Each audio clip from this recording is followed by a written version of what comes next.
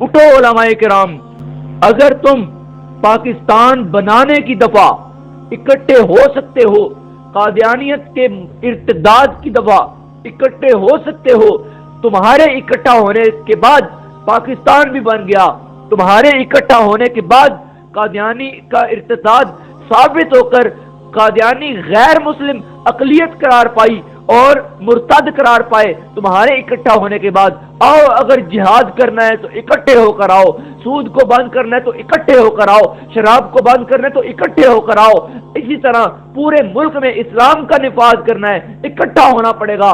جس دن پاکستان بننا تھا کسی نے نہیں دیکھا فلانا سنی ہے، کسی نے نہیں دیکھا فلانا شیعہ ہے، کسی نے نہیں دیکھا فلانا اہل حدیث ہے، کسی نے نہیں دیکھا فلانا دیوبندی ہے، کسی نے نہیں دیکھا فلانا اہل حدیث ہے، سب نے مل کر جم کر کے مقابلہ کیا ہندوؤں کا، اور پاکستان بنا کہ نہیں بنا؟ جب قادیانیت کے مرتد قرار دینے کی باری آئی کوئی پیچھے نہیں رہا، سب نے کہا قادیانی پکا مرتد ہے، یہ نہیں کسی نے کہا کہ تم مرتد خود ہو، تم کافر ہو۔ جب اہل حدیث بریلوی دیوبندی سب جمع ہوئے قادیانی مرتد قرار پائے، جب سب جمع ہوئے تو پھر پاکستان بھی قائم ہو گیا۔ جب پاکستان بنا تو قائد اعظم کا مسلک کیا تھا؟ اسی کے ماتحت سارے علماء جمع ہیں، اس کو شیعہ کہا، قائد اعظم کو شیعہ شیعہ رہا، دیوبندی دیوبندی رہا، اہل حدیث رہا، کسی کو کوئی فرق بھی نہیں پڑا، پاکستان بھی بن گیا۔ اگر تم لوگ پاکستان بنانے کی دفعہ ایک ہو سکتے ہو تو جب پاکستان بچانے کی باری آئی ہے پھر بھی ایک ہو سکتے ہو، جب ایمان بچانے کی باری آئی پھر بھی ایک ہو سکتے ہو، جب ایتھیزم کا مقابلہ کرنے کی باری آئی پھر بھی ایک ہو سکتے ہو، اور جب قادیانیت کا مقابلہ کرنے کی باری آئی پھر بھی ایک ہو سکتے ہو، جب سود کا خاتمہ کروانا ہے ایک ہو سکتے ہو، جب ملک پاکستان سے ناچ نچوانا ہے سود خوروں کو ایک ہو سکتے ہو، جب ملک پاکستان کے اندر اسلام کا نظام نافذ کرنا ہے تو تم ایک ہو سکتے ہو، لیکن تم ایک ہونا چاہتے نہیں۔ اتفق العلماء علی اللہ یتفقوا، علماء نے اس پر اتفاق کر لیا ہے کہ وہ کبھی بھی اتفاق نہیں کریں گے۔ پاکستان بنانے کی دفعہ اکٹھے ہوئے ہو، آؤ ملو، اب اسلام بچانے کی بات کرو، پاکستان بچانے کی بات کرو، اللہ کا واسطہ ہے ملو، اللہ کا واسطہ ہے ملو، اللہ کا واسطہ ہے ملو۔ اب تو کیا ہوا، جو ملا اس کو بھی کافر کہا۔ سبحان اللہ، یہ ہے ہمارا حال۔ میں نے کہا اکٹھے ہو، مجھے کہیں گے یہ سلو کلیت کا قائل ہے، حالانکہ میں نہیں ہوں۔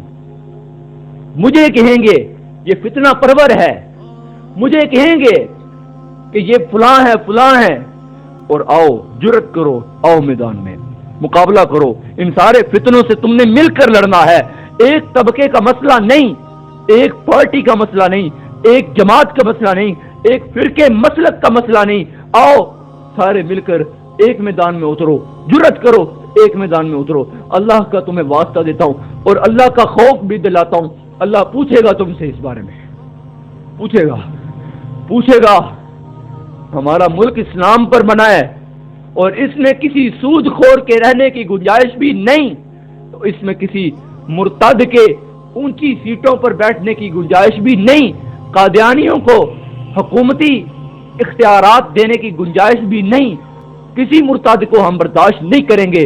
علماء کرام سے عرض کرتا ہوں، ہاتھ جوڑ کے عرض کرتا ہوں، پاؤں پکڑ کے عرض کرتا ہوں، اٹھو اور اللہ کے نام پر اکٹھے ہو، اللہ کے نام پر اکٹھے ہو، اللہ کے نام پر، مسلک کے نام پر نہیں، اللہ کے نام پر اکٹھے ہو جاؤ۔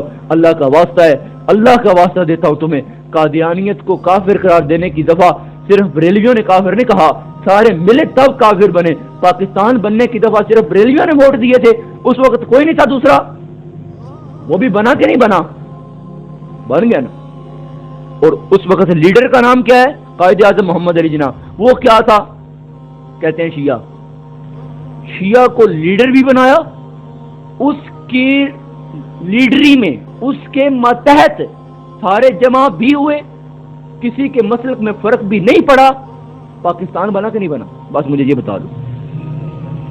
اگر پاکستان بنانے کے لیے علماء اکٹھے ہو سکتے ہیں، اللہ کا واسطہ دیتا ہوں پاکستان بچاؤ بھی، اب اسلام بچاؤ بھی۔ اب ایک طرف صحابہ کرام کو بھونکنے کا فتنہ اور ایک طرف ابو بکر عمر عثمان کو کافر کہنے کا فتنہ، ایک طرف لبرلزم کا فتنہ، ایک طرف سود خوری، ایک طرف شراب اور زنا کے اڈے ہمارے ملک میں قائم ہو جانا، کہاں گئے ہو علماء کرام؟